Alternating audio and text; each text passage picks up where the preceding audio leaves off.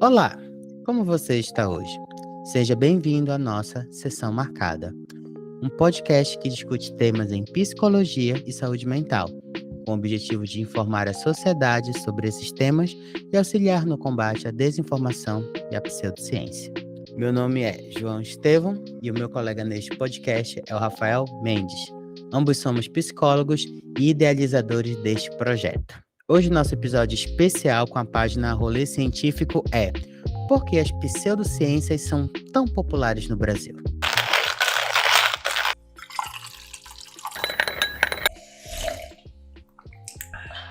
E hoje converso com Giovanni Palheta, licenciado em Ciências Biológicas pela Universidade da Amazônia, UNAMA, possui mestrado em Ecologia e atualmente é doutorando em Ecologia Aquática e de Pesca pela Universidade Federal do Pará. Nosso entrevistado é divulgador científico, entusiasta da ciência e administrador das redes sociais do Rolê Científico. Converso também com o Dr. Leonardo Vilar. Possui graduação em Química pela Universidade Federal Rural do Rio de Janeiro, mestrado em Química e doutorado em Geociências pela Universidade Federal Fluminense e possui experiência na área de ensino de Química e Química Analítica. Trabalhou como docente no ensino técnico do Pronatec, com educação à distância, e como tutor presencial no consórcio CCERJ, e na educação básica pela Secretaria Estadual de Educação do Rio de Janeiro. Atualmente trabalha no Instituto Federal de Ciência e Tecnologia do Pará, no campus de Itaituba, no cargo de professor, e exerce também a função de coordenador de pesquisa, pós-graduação e inovação. Giovanni, seja muito bem-vindo à Sessão Marcada. Hoje estaremos aqui discutindo um pouco sobre as pseudociências e por que elas são tão populares no Brasil.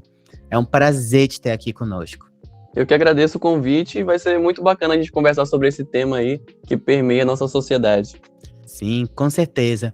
E gostaria de iniciar te perguntando, o que são essas pseudociências? Bem, as pseudociências, o próprio nome ele já te dá uma dica, né? O prefixo pseudo significa falso e ciência, né? Conhecimento, própria ciência mesmo. Então, a ciência falsa, enganosa. Geralmente são informações, crenças, teorias ou práticas que dizem se basear em ciência, mas que, na verdade, não se baseiam em ciência. Elas pegam apenas uma parte, né? Mas as suas conclusões, geralmente, elas não derivam da aplicação do método científico. Então, acaba que realmente é um tipo de conhecimento ou prática que se diz científico, mas não é. E, Giovanni, você estava descrevendo um pouco sobre essas pseudociências. Na sua opinião, quais seriam as principais características delas? Bom, as pseudociências, elas são bem famosas. Muitas pessoas acreditam que até o que elas acreditam não é pseudociência, por pura desinformação mesmo, ou por nunca ter lidado com a ciência verdadeira, né? A gente pode dar alguns exemplos aí, como astrologia, homeopatia, numerologia, reflexologia, ufologia, movimento aí anti-vacina, terra plana. E essas pseudociências, elas têm algumas características que a gente consegue aí discernir quando a gente se depara com elas. Por exemplo, elas utilizam alguns jargões científicos, que seria a utilização de algumas palavras que existem num campo de conhecimento da ciência, só que elas pegam e colocam num contexto totalmente aleatório, que não faz parte do contexto que aquela palavra existe, né?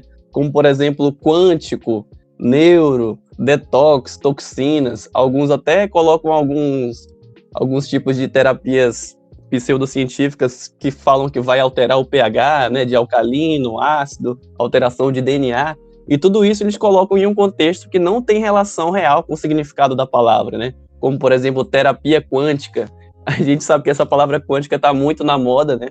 E ela é uma palavra da área da física, que é a mecânica quântica. Então, quando ela é colocada fora de contexto, que não esse, ela provavelmente é uma pseudociência. Essa é uma das formas da gente identificar uma pseudociência.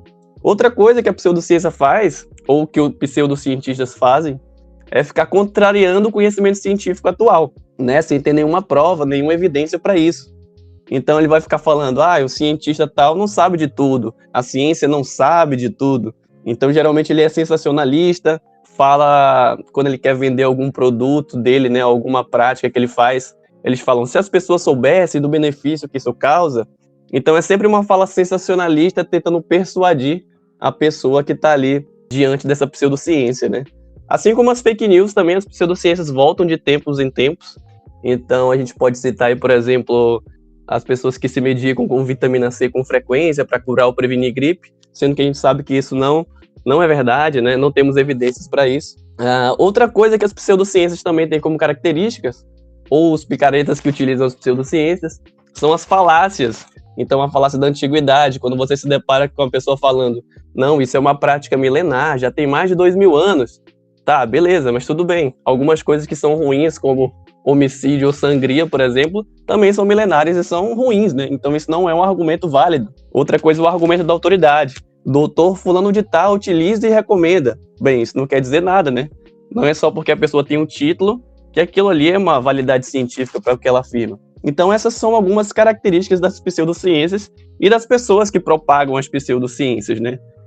Tem sempre uma autoridade. Os experimentos, eles não são passíveis de serem replicados. Eles são um pouco hostis às evidências, né? Então, quando alguém quer refutar aquilo que eles estão falando, eles acabam por não gostar, né? O contrário da ciência. A ciência quer que alguma coisa seja refutada caso haja novas evidências. Então, a ciência sempre vai mudar a partir de novas evidências. A pseudociência não, ela vai ser hostil a novas evidências, para manter, né, todo aquele arcabouço que não é validado no conhecimento atual. Giovanni, pegando um gancho da resposta que você trouxe pra gente agora, eu gosto muito de parafrasear Carl Sagan. Eu acho que quando ele fala de ciência e ele questiona as pseudociências, Carl Sagan ele consegue ser muito direto, muito pontual. Uma das características que ele traz das pseudociências é justamente elas parecerem muito fantásticas, incríveis, né? O quão seria interessante saber que, por exemplo, as estátuas da Ilha da Páscoa, as pirâmides do Egito ou Stonehenge, por exemplo, foram aí construídas ou elaboradas por seres que vieram de outros planetas em espaçonaves mais fantásticas ainda.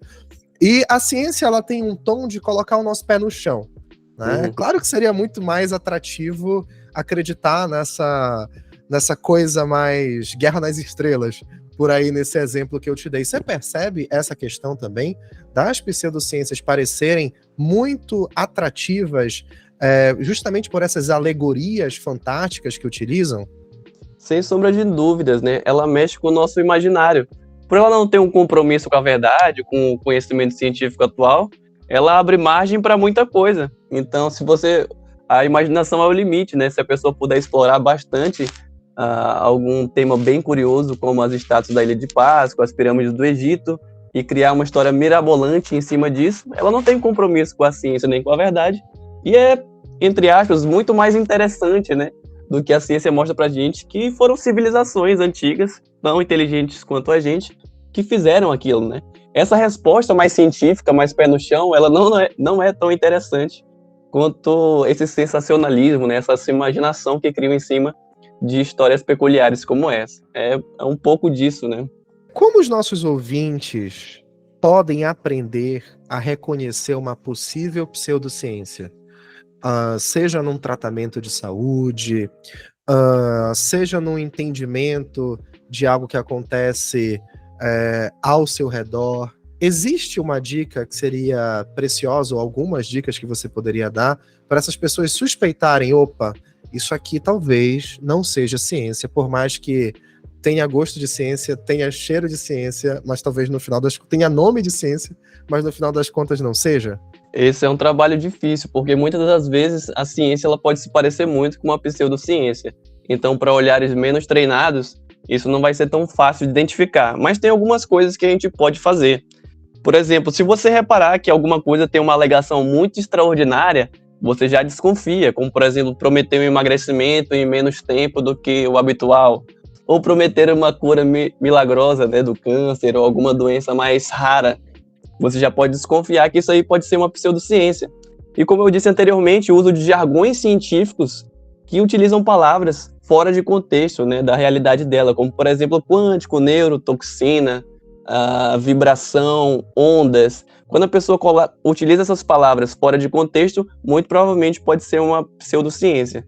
Mas eu acho que um passo muito interessante para a gente entender tudo isso e saber diferenciar da melhor forma é reconhecer a ciência, antes de reconhecer a pseudociência. Então, como será que a ciência funciona?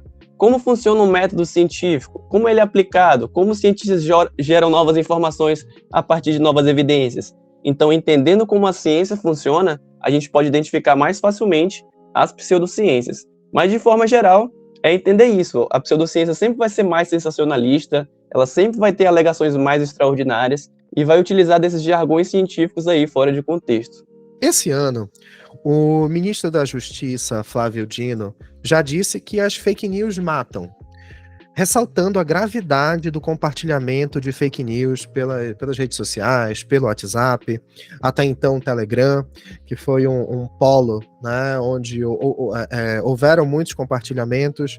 Você considera que as pseudociências também são graves a este ponto, que podem colocar em risco a vida de alguém? O que muitos cientistas e até divulgadores científicos falam com frequência é que não existe pseudociência inofensiva. Então, as fake news, as conspirações e as pseudociências, elas estão intimamente relacionadas. Nós vimos muito recentemente que as fake news são péssimas, né? A pandemia é um grande exemplo. Ela pode influenciar a saúde de um indivíduo, de uma população, que crê cegamente no que alguém fala, principalmente quando é um representante de grande impacto, né? Grande influência, seja ele um representante do governo, seja ele um médico picareta bem conhecido. Então, as pseudociências, eu acredito que elas podem ter o mesmo efeito de uma fake news.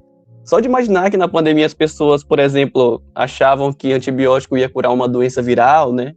Que isso tudo aí é baseado em ciência mal feita, em pseudociência. Então, as fake news, às vezes, derivam de pseudociências. E o contrário também é verdadeiro. Teve até aquelas recomendações de ozônio no reto, né? Então, umas terapias absurdas que as pessoas acreditaram a ponto de aderirem a essas práticas, né? Quantas pessoas não caíram nesse papo furado, até morreram direto ou indiretamente por conta desses discursos? Então, dependendo do que é essa pseudociência, ela é bastante grave, assim como as fake news, né? Outra coisa também que foi muito vista na pandemia foi a negação, né, da vacina chinesa, que foi uma das primeiras que saíram, baseada em pura conspiração, né? Essas coisas, então, estão intimamente relacionadas. As pseudociências, elas são tão prejudiciais quanto as fake news. Muito boa a sua colocação. Realmente, tópico muito sensível. Inclusive, eu tenho percebido que nos últimos anos do Brasil tivemos a popularização, principalmente nas redes sociais, desses tipos de movimentos pseudocientíficos, como, por exemplo, o próprio movimento anti-vacina, que vem crescendo no Brasil. E o que faz dessas pseudociências e desses movimentos tão sedutores hoje em dia para as pessoas? Você citou Sagan anteriormente, eu gosto bastante dele, né? Foi um dos maiores divulgadores científicos que a gente teve no planeta. E ele dizia que a ciência ela provocava um sentimento de admiração muito grande nas pessoas, mas que a pseudociência também provocava esse tipo de admiração nas pessoas, justamente por elas não saberem que aquilo é uma pseudociência. Então ela acaba despertando nas pessoas um sentimento de admiração. Então a divulgação da ciência mal feita, uma falsa ciência, ela vai produzir a mesma sensação nessa pessoa, porque ela vai achar que aquilo tem uma credibilidade por trás, já que as pessoas elas não conseguem discernir. Eu acredito muito que isso aconteça, né? Então, para elas aquele conhecimento é confiável, e muitas vezes ele não é. Outra coisa que ele falava também bastante é que a pseudociência ela vai preencher rápido o espaço que a ciência não preenche. Então, a ciência deixa vago algumas informações justamente por ela ser um processo mais lento de produção de conhecimento. Então, o que vai preencher esse espaço vago deixado pela ciência é justamente as terapias alternativas, as conspirações, esses movimentos todos que não são baseados em ciência. Quando a gente vai observar a caracterização do cientista nos desenhos animados, dos próprios filmes, no cinema ou nas séries de televisão, quem é o cientista? É a pessoa, a figura, né, com o jaleco branco e os tubos de ensaio, mexendo num becker ali. Você acha que essa visão de cientista, com essa figura do jaleco branco, ela é prejudicial para aquela pessoa que está em casa entender a ciência? Será que isso passa uma imagem de um distanciamento desse conhecimento científico? O que você pensa sobre? Pode falar. Sem sombra de dúvidas, eu acredito que essa imagem do cientista de cabelo branco, de jaleco, mexendo em beckers, em tubo de ensaio no laboratório, afasta as pessoas de terem uma identificação com a ciência e com os cientistas. Eu acho que isso está mudando bastante, né, com a exposição que cientistas cada vez mais novos, cada vez mais diferentes, com tons de pele diferentes, né, de diferentes regiões do país e até do mundo, mostrando incluindo que... você, já aproveitando para te parabenizar aqui. Incluindo eu, né, uma pessoa mais jovem falando de ciência, não era tão comum anteriormente, mas hoje a gente vê diversas páginas falando, né, com diversas pessoas de diversas idades, falando sobre ciência, e eu acho que isso é uma forma de aproximar a ciência das pessoas e até motivar com que elas queiram aprender mais sobre aquilo ou até queiram seguir uma carreira relacionada àquilo que ela está vendo, né?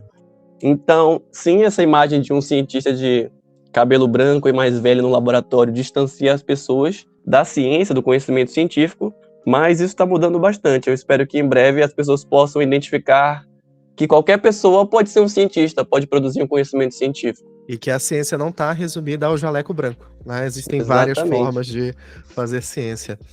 Giovanni, o Instituto Questão de Ciência publicou um artigo intitulado Religião no SUS é péssima ideia, não importa qual. Neste artigo, eles trazem um fragmento, o autor do artigo traz o seguinte fragmento de texto. A linha entre crença metafísica e terapia sempre foi borrada no universo das práticas integrativas e complementares do SUS.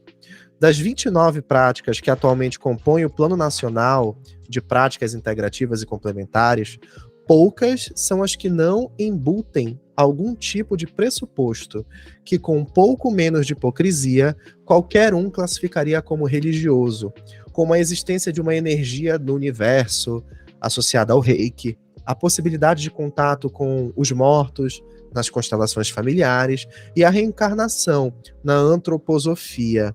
No seu entendimento, o Estado favorece as pseudociências de alguma forma? E práticas como essas no SUS ou no sistema judiciário brasileiro estão se tornando comuns? Bem, eu não saberia dizer se ele necessariamente favorece, mas eu acredito que o Estado ele deveria ser mais criterioso quanto ao que ele inclui ali num plano de saúde, por exemplo, né, a nível institucional.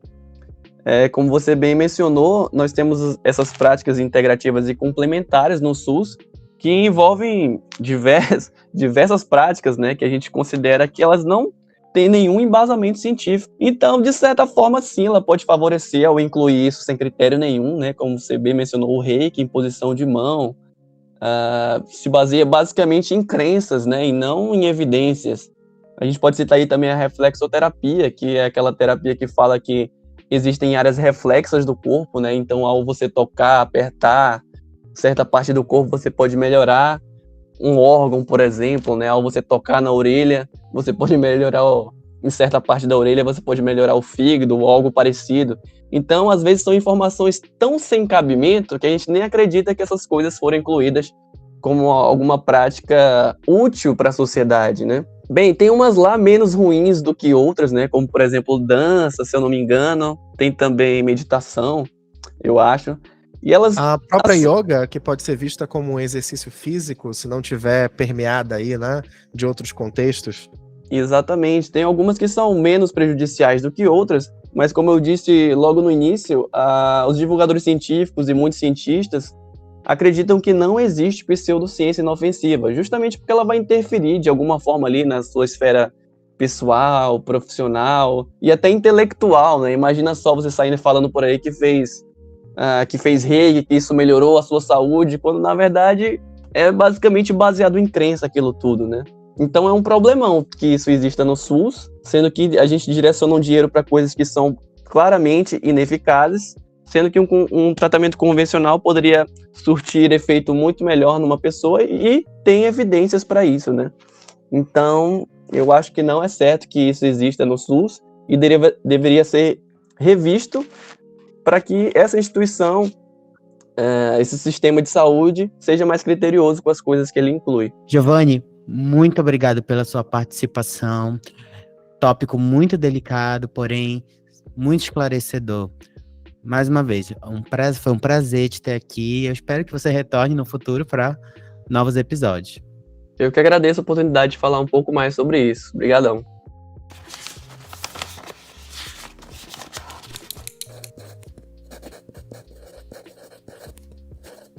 Converso agora com o Dr. Leonardo Vilar. Dr. Leonardo, professor, é um prazer tê-lo aqui com a gente. Seja bem-vindo. Muito obrigado. Eu que agradeço a oportunidade da gente conversar um pouquinho aí a respeito aí da pseudociência. Professor, observamos que os profissionais graduados em cursos superiores, como a medicina, a psicologia, a farmácia, a terapia ocupacional, quando entram no mercado de trabalho, já iniciam a sua atuação profissional propagando pseudociência. Existe esse movimento e um movimento crescente no Brasil, né?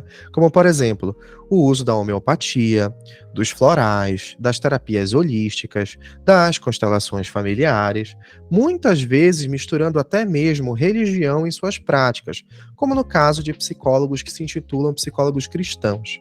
No seu entendimento, isso se dá por uma baixa qualidade na formação destes profissionais no ensino superior ou existem outros fatores? Tá bom, vamos lá. Essa pergunta é bastante interessante, né? E você mencionou a questão da qualidade do ensino, né? Então, assim, a questão da área da educação, a gente vem ao longo do tempo apanhando, digamos assim, me permita empregar esse termo, né? Apanhando da sociedade, sendo questionados. Nós passamos por um período muito difícil, né? Onde os professores eram acusados de doutrinadores, professores acusados de estarem ensinando talvez conteúdos que estivessem fora da sua grade curricular. Então, a gente vem por um período de transformação, eu diria que bastante difícil, e que leva as pessoas a ficarem bastante confusas e emitirem opiniões a respeito de educação, até mesmo sem ter conhecimento da área de educação. E nesse sentido, né, uma coisa que eu até diria para você, que eu vejo com a minha percepção no meu cotidiano, né, atuante na área de educação, a gente vê que a principal fonte de informação que as pessoas utilizam hoje acaba não sendo o ambiente acadêmico.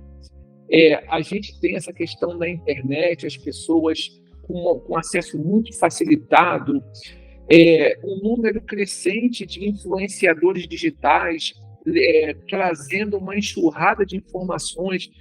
Então, ao mesmo tempo que eu diria que talvez, né, a gente conseguiu algo tão maravilhoso que é a internet, um espaço tão democrático, ao mesmo tempo que a gente teve esse espaço tão democrático, a gente tem acesso a informações de baixa qualidade. Às vezes, o ensino que a gente traz no ambiente acadêmico, às vezes traz informações que aquelas pessoas que muitas vezes as pessoas não querem aquela informação, porque trazem um impacto negativo, talvez gera dúvidas, às vezes é diferente daquilo que ela acredita, e isso acaba levando muitas vezes as pessoas a procurar atalhos, caminhos mais curtos. E eu acredito que talvez isso leve essas pessoas aí para as pseudociências.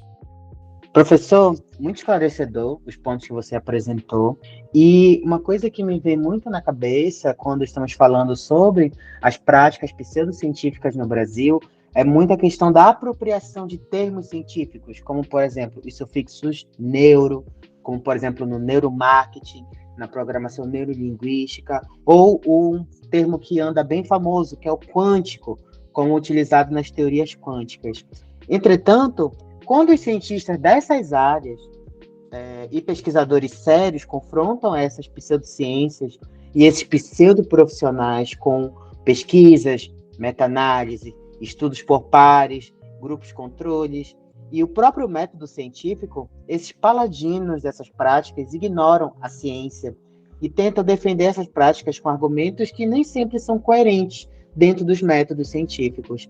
Na sua opinião e visão, essa compreensão da ciência e seus métodos estaria vinculado a uma deficiência do próprio ensino das ciências no ensino fundamental, médio ou também no ensino superior?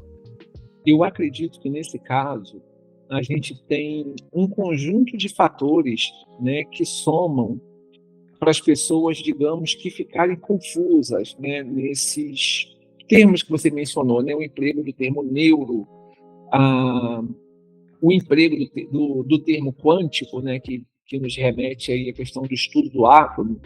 Eu penso também a questão econômica. A gente vive um sistema capitalista, e eu diria que hoje a gente tem um capitalismo que é bastante cruel, se é que eu posso falar assim, onde a gente tem empresas, a gente fala em pessoas jurídicas, muitas vezes pessoas físicas, e as pessoas vivem numa busca por lucro, e muitas vezes nessa busca por maximizar seus lucros, eu vejo que quanto mais as pessoas buscam esse caminho, as pessoas vão se distanciando da ética e da preocupação com o próximo. Então, nessa busca pelo lucro e fazendo uso também da desinformação das pessoas, a gente vê uma proliferação, né, de técnicas que não são reconhecidas pela ciência, e as pessoas muitas vezes buscam fazer procedimentos ou buscam tratamentos de diversas naturezas, e muitas vezes as pessoas não têm essa preocupação de fazer uma pesquisa. Hoje a informação, a gente tem um acesso tão facilitado às informações. Por exemplo, a gente tem essa questão aí que é muito polêmica da ozonioterapia. A pessoa chegar assim, vamos lá, o que é esse tratamento? Quando isso começou? As pessoas que fizeram uso desse tratamento, elas tiveram um resultado satisfatório? Então, às vezes, as pessoas são tão, eu diria que, cativadas pela propaganda, pelo assédio que acontece nos meios de comunicação, que as pessoas se entregam e acabam investindo seus recursos, que muitas vezes esses recursos não são tão abundantes, mas elas são tão seduzidas pelo apelo do marketing, e as pessoas se entregam, né, a esses tratamentos, a essas técnicas, buscando muitas vezes resultados milagrosos. E aí você me perguntou também a respeito da questão da educação, né? E hoje a gente percebe muito no ambiente acadêmico. Eu vou falar um pouco de pensar no nível médio, pensar também um pouco no nível superior, né? Que eu acabo atuando nesses dois níveis de ensino. O que acontece, por exemplo, com um estudante de nível médio? Se a gente for pensar em ciência, for pensar em pesquisa, o que um estudante conhece de pesquisa? O que é apresentado para ele? Quando a gente pergunta em sala de aula para um estudante, você conhece um pesquisador brasileiro? Você conhece um cientista brasileiro? Sabe qual é geralmente a resposta que a gente tem? Não conheço. Então, a gente tem o estudante, ele está numa universidade, pode estar no Instituto Federal, existem pessoas fazendo pesquisa no ambiente que ele estuda, e ele não consegue associar aquelas pessoas que estão fazendo graduação, que estão fazendo pós-graduação, que elas estão em um laboratório, que elas estão fazendo estudo e elas estão fazendo pesquisa. E muitas vezes, para esse estudante, é difícil ele perceber. Então, para a maioria da população, a pesquisa, a ciência é algo muito distante. E aí, o que a gente pensa também? Uma coisa que é muito bacana que está acontecendo nas instituições de ensino, mas ainda é insuficiente. As atividades extensionistas, elas vêm sendo cada vez mais valorizadas. Ou seja, atividades que visam trazer a universidade, trazer a instituição de ensino para mais próximo da população, de forma que a gente consiga mostrar para a população o que nós estamos fazendo no estabelecimento de ensino, o que é a ciência, o que é um laboratório, e tornar essa linguagem mais acessível para essas pessoas que estão na redondeza. Porque se a gente pensar 20 anos atrás, 30 anos atrás, as pessoas não tinham a menor ideia do que era ciência, o que se fazia numa instituição de ensino. Então, as pessoas não se sentiam atraídas por esses ambientes.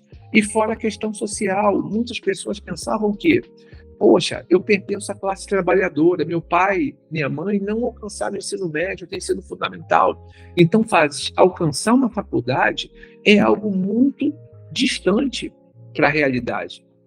E aí essas pessoas acabavam se distanciando cada vez mais. E hoje, felizmente, né, em razão da gente ter políticas públicas que conseguiram trazer a classe trabalhadora para dentro da universidade, nós temos ações afirmativas, então, nós conseguimos muitos avanços, trouxemos muitas pessoas de classes mais populares para dentro dos estabelecimentos de ensino, mas mesmo assim, nós ainda estamos muito distante de fazer essas pessoas entenderem o que é ciência e quem pratica essa ciência dentro do nosso país, dentro do Brasil.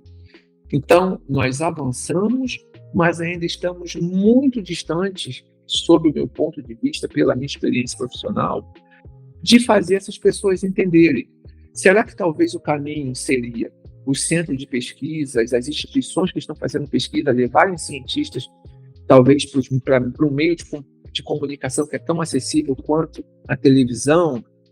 A gente sabe que esses centros de pesquisa, por exemplo, têm site na internet, eles usam hoje as redes sociais, usam o Instagram, usam o Facebook, mas as pessoas, muitas vezes, elas não vão buscar esse tipo de informação. A gente sabe que quando a gente usa, né, as nossas redes sociais, a gente tem lá sistemas que nos direcionam para propagandas. E muitas vezes, para a maioria das pessoas, as propagandas que aparecem, infelizmente, não aparecem muitas coisas sobre ciência. Então, talvez seria algo para essas grandes empresas que mexem, que têm o controle dessas mídias sociais, talvez introduzirem de forma mais efetiva conteúdos que remetam, por exemplo, nossos jovens a ter acesso a conteúdos que falem um pouco mais sobre ciência, que falem um pouco mais sobre tecnologia. Então, eu acredito que talvez seja algo, né, para a gente refletir, pensar em nível de Brasil, pensar em políticas públicas que talvez consiga levar esse conhecimento tecnológico para dentro do dispositivo que essas pessoas usam para acessar a informação quando estão conectadas à internet. Que alertas, partindo dessa observação que você fez do poder das redes sociais, da velocidade das informações, quais são os alertas que você daria para os alunos universitários, os que já estão aí na academia, para não se seduzirem, não se valerem dessas práticas pseudocientíficas, ou até mesmo começarem a advogar por elas desde a graduação? Eu percebo, já tive muitos alunos que antes de concluir o curso já quer fazer a sua página profissional ali para dar algumas informações, etc. e tal, e acabam cometendo vários equívocos de método científico mesmo, da compreensão do processo de investigação científica, e acabar publicando inverdades ou até mesmo pseudociências. Então, quais são as dicas que você daria, que conselhos você poderia orientar na sua vasta experiência aí para esses acadêmicos? O que eu diria, né, para esses jovens é que muitas vezes, né, quando a gente pega um livro, principalmente os livros universitários, a gente não tem ali, quando a gente viaja dentro do livro, muitas vezes, aquele ambiente, eu vou tentar usar aqui talvez uma linguagem simbólica. Digamos que o livro não nos abraça, quando a gente fala em livro com conteúdos acadêmicos. A gente pega um livro de ciências biológicas, um livro de química, talvez um livro de direito. E muitas vezes, quando a gente vai fazer uma leitura, a gente sente dúvidas, a gente sente dificuldade. E quando uma pessoa sente dificuldade naquele momento da leitura, quando o estudante ele não entende um determinado assunto, qual o primeiro reflexo que a pessoa tem? Ela quer se livrar daquilo, quer se distanciar. E o que a gente precisa é abraçar esse livro, mesmo aquele em algumas situações, aquela linguagem não sendo confortável, não sendo tão fofinha quanto das redes sociais, a gente precisa perseverar, a gente precisa fazer a leitura e usando aquelas referências bibliográficas que são respeitadas, que são entendidas como importantes pela comunidade acadêmica. E resistir o quê? O apelo que a vida traz para esses estudantes. Qual é o caminho, talvez, que seria o mais confortável? Eu quero estudar um determinado assunto, eu digito no Google ou digito em alguma plataforma e ali vai aparecer um vídeo onde alguém vai falar 15, 20 minutos sobre aquele assunto e quando eu entro numa plataforma, eu ainda posso acelerar a velocidade. Em vez de ouvir na velocidade 1, eu boto lá 1.5 ou 2. Aquilo que eu demoraria 20 minutos, eu vou ouvir em 10 minutos. Então ele entra lá, assiste um vídeo e ele entende que aquilo ali, ele já alcançou a informação que ele precisa. E muitas vezes, aquela pessoa que vai dar aquela informação, que vai dar aquele ensinamento, ela pode estar utilizando da pseudociência. Ela pode estar se desprendendo do método científico. E esse caminho confortável, ele muitas vezes não é o melhor. Não é o mais favorável para a formação daquela pessoa. Então, a gente tem que fazer o uso do nosso estudo, a gente tem que vir para o ambiente acadêmico, estudar, a gente vem assistir aula, trabalha com o professor. Mas o professor hoje, ele é entendido como um facilitador. O professor é aquele atalho que vai facilitar o processo de aprendizado. Mas o estudante, ele precisa atuar como protagonista nesse processo de aprendizado. Ele tem que entender que ele é o responsável pela construção do conhecimento dele. E ele tem que agir como protagonista. É o professor que tem que me ensinar? Não, eu tenho que lutar pelo conhecimento. Eu tenho que ir lá buscar o professor. Eu tenho que ir pedir o conhecimento. Eu estou com dúvida, eu não estou conseguindo. Qual é o caminho? Então, perseverar e conseguir avançar nesse sentido. Então, uma graduação, uma pós-graduação, nós que passamos por esse caminho, a gente sabe que não é fácil, não é confortável. A gente precisa aprender a lidar com frustrações. Muitas vezes a gente chega lá, estuda, não entende, tira uma nota baixa, e isso faz parte do processo. A gente tem que aprender com os nossos erros, trabalhar, buscar em nós mesmos o que eu posso fazer, onde eu posso melhorar, e trabalhar para ir se reconstruindo, ir se aprimorando e fazer uso do método científico e consolidar seu aprendizado. Hoje, a gente tem um grande problema. Existe um grande número de pessoas que vão para os estabelecimentos de ensino, buscam uma graduação e quando concluem essa graduação, elas não desenvolvem as habilidades e competências que elas deveriam ter desenvolvido nesse percurso. E aí vem a questão, o que aconteceu? Onde está a falha? Nesse sentido, eu digo, tem até um termo que a gente utiliza para definir isso, que é o termo néscio. O que é o néscio? É aquela pessoa que foi adquirir um diploma e não desenvolveu as habilidades e competências que elas deveriam ter desenvolvido. Então, a gente pode ver, a gente tem uma infinidade de pessoas que estão formadas, que têm diploma, mas não ingressam no ambiente profissional. E muitos nem tentam. Por quê? Porque acabaram não desenvolvendo essa habilidade. E aqueles estudantes que estão no meio do caminho, o que a gente tem que pensar? Nós precisamos lutar para isso não acontecer. A gente não pode fraquejar.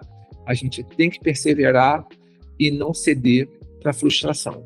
Doutor Leonardo, muito obrigado pela sua presença e por essas colocações que vêm de um lugar de muita experiência no ensino. Isso para a gente foi de um momento muito rico. Muito obrigado mesmo. Eu que agradeço aí a oportunidade da gente se encontrar aqui, a gente bater esse papo, conversar um pouquinho a respeito de ciência, da pseudociência, falamos a respeito da questão da importância de investimento público. E eu queria também parabenizar aí a vocês pela iniciativa aí de criar um espaço para a gente discutir aí conteúdos que são tão importantes, né? De certa forma, a enriquecer, a levar informações que são tão importante para as pessoas. E aí vocês atuam, né, através do uso das mídias sociais, fazendo um trabalho complementar ao nosso que estamos aqui no estabelecimento de ensino, ajudando, levando informações para as pessoas e enriquecendo essas pessoas com conteúdo. E eu fico muito feliz aí em ter participado aí desse momento com vocês. E agradeço aí bastante. Espero que você esteja tendo ou tenha tido um bom dia. O Rafael Mendes é coordenador geral deste podcast. A organização de pautas científicas fica no meu comando, João Estevão, e a edição de som e imagem do Vitor Oliveira. O podcast está disponível no Spotify, Google Podcasts e Apple Podcasts. Não deixe de seguir a gente e ativar as notificações para que você fique sabendo quando os novos episódios estiverem disponíveis. Nos vemos em breve em nossa próxima Sessão Marcada.